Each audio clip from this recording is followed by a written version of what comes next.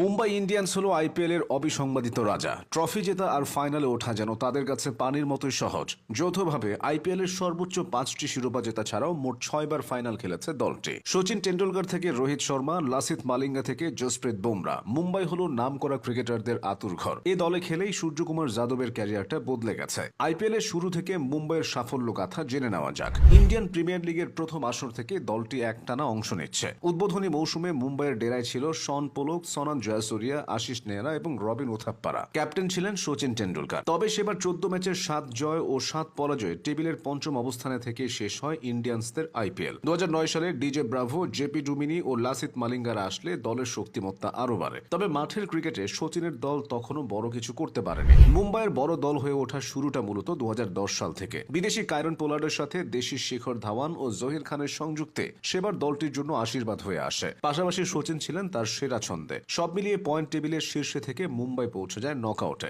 এরপর বেঙ্গালুরুকে হারিয়ে তারা ফাইনালের টিকিটটাও নিশ্চিত করে ফেলে। তবে ভাগ্য সহায় হয়নি সেবার। শিরোপা নির্ধারণী ম্যাচে চেন্নাইয়ের কাছে হারতে হয়েছিল 22 রানে। 2011 সালেও মুম্বাইয়ের ট্রেনটা ঠিক লাইনে ছিল। ডেকান চার্জার্স থেকে সে বছর উড়িয়ে আনা হয়েছিল রোহিত শর্মাকে। দীর্ঘমেয়াদে এই সাইনিংটাই বদলে দিয়েছে মুম্বাইয়ের ভাগ্য। তবে ফল আসতে সময় লেগেছে। 2011 সালের পর 2012তেও শেষ চারে গিয়ে সন্তুষ্ট থাকতে হয়েছিল মুম্বাইকে। অবশেষে সোনার হরিণ ধরা দেয় 2013 সালে, অর্থাৎ ষষ্ঠ আসরে। সেবারই রোহিত অধিনায়ক হয়ে আসেন আর বদলে যায় মুম্বাইয়ের ভাগ্যরেখা। রিকি পন্টিং, হরভজন সিং ও মিচেল জনসনরা তো ছিলেনই। ওই মৌসুমে অভিষেক হয়েছিল বুমরার। রোহিতের ক্যাপ্টেন্সির পাশাপাশি কায়রন পোলার্ডের অতিমানবীয় ব্যাটিং সে আসরে একের পর এক গুরুত্বপূর্ণ ম্যাচে মুম্বাইকে বাঁচিয়ে দিয়েছিল।